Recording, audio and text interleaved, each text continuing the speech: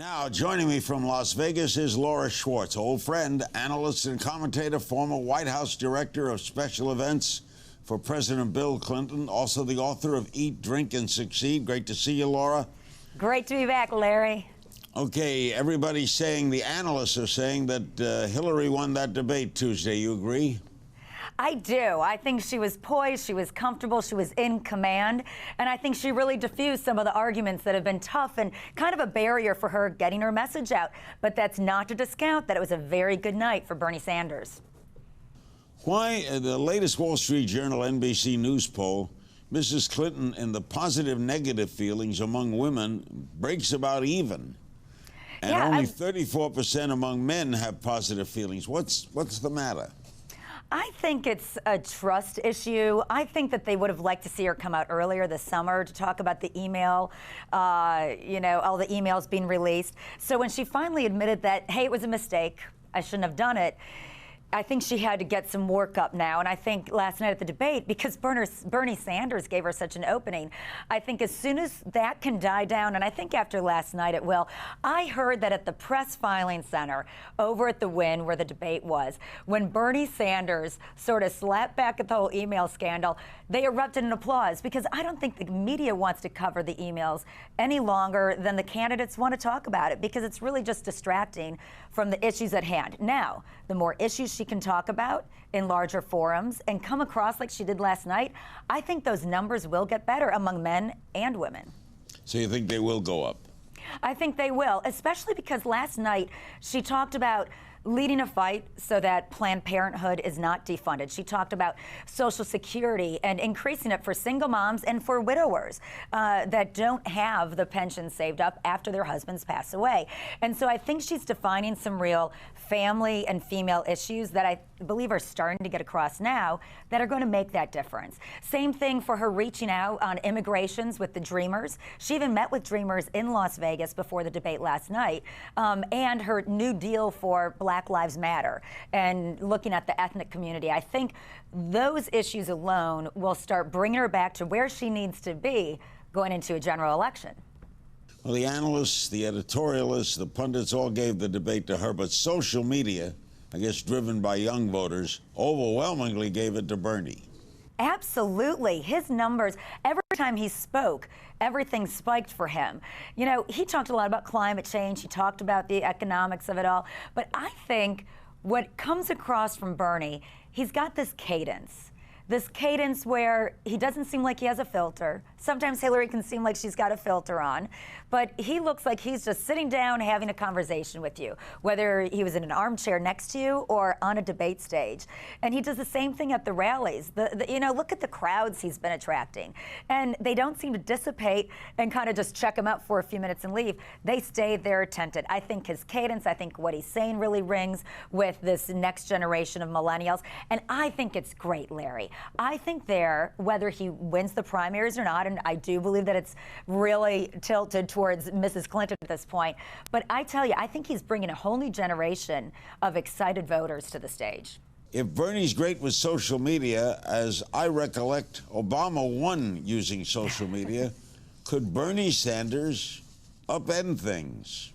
Well, it's going to be a really tough fight in Iowa off the bat and then on to New Hampshire. But that is such a good point, Larry. Hillary's team has Obama's social media person running it. They are doing everything they can. But I really think that the so-called scandals have been holding back those retweets and those favorites. And Bernie has been able to just communicate directly without any scandals really being in his way. Now, whether these scandals are proven or not, they're there for Hillary. So I think, though, after last night, she's really breaking through that. But social media, and when you get the turnout, they call it the GOTV. We hear that phrase a lot, get out the vote.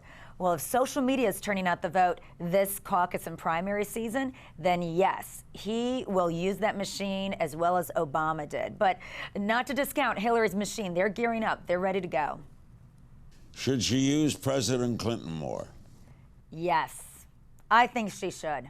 I think she should. And I think they've sort of found out when the global initiative, the Clinton Global Initiative Summit, coordinated with the UN General Assembly about a month ago, you saw President Clinton starting to do interviews over that weekend. And you could tell that he was comfortable without overstepping his wife's message. And I think that was a good way to roll him out, get him back into the public talking about Hillary, and I think he will. I think he knows where he can be an asset now because he knows where he took away from her last time. McCain and Romney did not use George W. Bush much in their campaigns. Will the Democratic nominee use Obama? They seemed to last night. They didn't really throw too much of the Obama background underneath the bus. Hillary seemed to use it when it was, for foreign policy matters, when she's talking about the trade agreement at the time. That's coming up right now is a big hot issue for her. I think it'll be one of the leading issues going in the next month, along with the Benghazi hearings next week. But I think that she can both use the administration's accomplishments to her benefit, and she can also say, listen, I was the Secretary of State. I put my 2 cents in, as she's talked about in the past. But ultimately, things happen because it's a consortium of people involved. And she was one of those folks in the administration, but she also had a very independent voice that she'll highlight when needed. You're a professional speaker. You teach speaking. I wrote a whole book, How to Talk to Anyone, Anytime, Anywhere. That's still selling. And I know how well you do teaching people, so I'm going to ask you to rate some others. Okay. O'Malley, how did he do? Oh, maybe a 4. Why? He's pretty good, generally. He's pretty good, but I don't think he was ready for the debate stage next to Hillary. He's taking her on, and Hillary had a great line, and I'm sure this was ready. But to say, like, well, and I really appreciate you supporting me in 2008, and he had nothing to say back to that. And he looked like he was a little taken back at that point. And no matter what, you just want to keep that cool, that calmness, and don't go after somebody on something if you're not ready for what you can anticipate as the response. So I think the next debate, I think he'll still be in. I don't think he's going anywhere immediately. And I think he needs to just get a bit more comfortable in his role as well. Lincoln Chafee. Oh, I'm surprised Lincoln Chafee is still in after the debate. I think he's in for a while. He said after the debate, this is not going to dissuade him. He's going to keep on fighting through, though the question is, does he have the money to spend?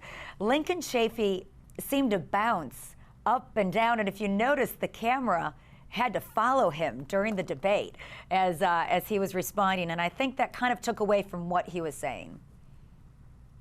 Donald Trump tweeted out, "Why is Jim Webb there?" How did Jim Webb do? Well, Jim Webb has an incredibly distinguished service career, and he's got a great story of his own. In fact, I think social media spiked most while he was when he was speaking about his wife and when he was speaking about his military background. But I think he came off as whining when he was discussing the portion of time he was getting. And then when he got that portion of time, he didn't use it very eloquently and to the level that he needed. You knew that those guys coming in were not going to have the same airtime as Bernie and Hillary. That's just the fact. So you really have to plan those few minutes to make it the best of your ability. And by the way, Larry, one of my favorite quotes from you and that book is that you once said, "I've never learned anything while I was talking." And it's all about listening. And you can tell when a fellow debater is really listening to an answer, of which then they can craft a response to, and when they just have something set up that they're going to blurt out whenever they have the moment. I think the more in these debates that they can listen to what each other is saying, I think the better they can portray themselves. Who on the Republican side worries you the most? Worries me? Oh, gosh. Donald Trump is a great corporate leader. I think he brings a lot to that stage, a lot of voter awareness.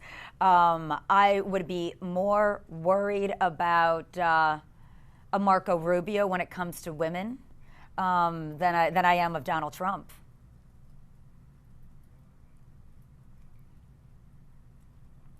I look forward to it, Larry. Thank you so much for bringing the show to everybody.